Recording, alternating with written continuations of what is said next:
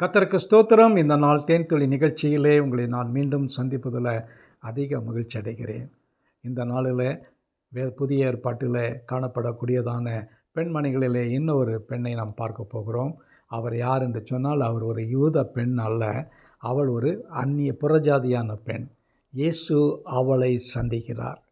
உங்களுக்கு எல்லாருக்கும் நல்லா தெரியும், யோவான் எழுதின சுவிசேஷம் 4ஆம் அதிகாரத்தில் இயேசு சமாரிய ஸ்திரீயை சந்தித்த காரியங்கள் மிக தெளிவாக விளக்கப்பட்டிருக்கிறது. இயேசு மிகவும் களைப்படைந்தவராகிய யாக்கோபுனுடைய கிணற்றண்டையில் நிற்க வேளையில் அவருக்கு தாகம் ஏற்படுகிறது. அந்த தாகத்தை தணிப்பதற்கு தண்ணீர் கிடைக்குமா என்று பார்க்கும் பொழுது அந்த சமாரிய பெண்ணிடம் தண்ணீர் கேட்கிறார். தாகத்துக்கு தாங்கினார். அந்த நேரத்தில் அவள் ஒரு நல்ல ஒரு சாமர்த்தியமான ஒரு புத்திசாலி பெண்ணாக காணப்படுகிறாள். இந்த வேளையில் பார்க்கின்ற பொழுது அவர் கேட்கிறார், நீர் யூதராயிருக்கும் என்னிடத்தில் தாகத்துக்கு தா என்று கேட்கிறீரே என்று. ஆனால் இயேசு அவளுக்கு பிரயோத்தரமாக, உன்னிடத்தில் தாகத்துக்கு தா என்று கேட்கிறவர் இன்னார் என்று அறிந்திருந்தா நீர் அவரிடத்தில் நிச்சயமாய் கேட்டிருப்பா, என்னிடத்துலேருந்து ஜீவ தண்ணீர் புறப்படும் சொல்லி அவளுக்குள்ள ஒரு கான்வர்சேஷன் அங்கே நடக்கிறது. அந்த இடத்துல பார்க்கும் பொழுது அவள் இயேசுவிடத்தில் சொல்கிறார், இந்த இடத்துல கிணறு தண்ணீர் ரொம்ப ஆழமாக இருக்கிறத தண்ணீரை நீங்கள் எப்படி எனக்கு கொடுப்பீங்க? அவளுக்கு நேச்சுரல் வாட்டரை குறித்து தான் அவள் பேசுகிறாள். ஆனால் இயேசு சூப்பர் நேச்சுரல் ஜீவ தண்ணீரை குறித்து அவளிடத்தில் பேசி கொண்டிருக்கிறார். அவள் ஒரு கவுண்டருக்கு மேலே கவுண்டராக போட்டுக்கொண்டே போகிறாள். அதன் பின்பு ஒரு காலகட்டம் வந்த பொழுது அவர் இயேசு நேரடியாக உன் புருஷனை கொண்டு வா என்று சொல்கிறார். சொன்ன உடனே இயேசு சொன்ன உடனே அவள் அப்படியாக நின்று விடுகிறாள்.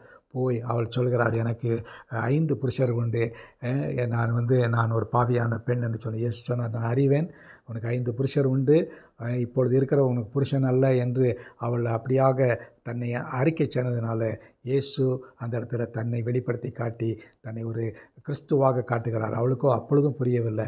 அந்த நேரத்தில் அவள் அந்த சீஷர்கள்லாம் திரும்பி வந்துட்டு பார்க்குறாங்க, இயேசு அவளோடு சம்பாஷித்து நடந்ததான ஒரு முக்கியமான ஒரு காரியம். இந்த சமாரிய ஸ்திரீ தன்னுடைய குடத்தை வைத்துவிட்டு ஊருக்குள் சென்று, நான் ஒருவரை சந்தித்தேன், அவர் கிறிஸ்துதானா என்று வந்து பாருங்கள் என்று சொல்லி மற்றவர்களை அழைத்து வருகிறாள். இவள்தான் புதிய ஏற்பாட்டிலே பார்க்கக்கூடியதான முதல் சுவிசேஷகி, எவாஞ்சலிஸ்ட் என்று பார்க்கிறோம். அவள் ஊருக்குள் சென்று இயேசு ஒரு கிறிஸ்து வரப்போகிற மேசியா என்று அறிவித்தாள். அவர்கள் எல்லாரும் வந்து இயேசுவின் மீது விசுவாசம் வைத்தார்கள் என்று பார்க்கிறோம். இந்த சமாரிய ஸ்திரீக்கு பெயர் கொடுக்கப்படவில்லை, ஆனாலும் இன்றைக்கு உலகம் எங்கும் இந்த சமாரிய ஸ்திரியை குறித்து பேசுகிறார்கள்.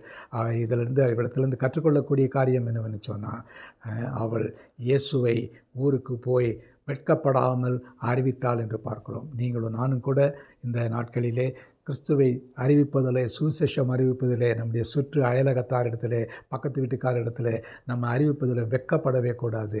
படுவோம் என்று கர்த்தர் நிச்சயமாக அப்படியாக இயேசுவை கிறிஸ்துவை அறிவிக்கும் பொழுது அவர் மகிமைப்படுவார். ஆகவே ஜெபிப்போமா? நல்ல ஆண்டவரே, நன்றியோட துதிக்கிறோம், சோத்தரிக்கிறோம். இந்த சமாரிய ஸ்திரீக்காக ஜெபிக்கிறோம்.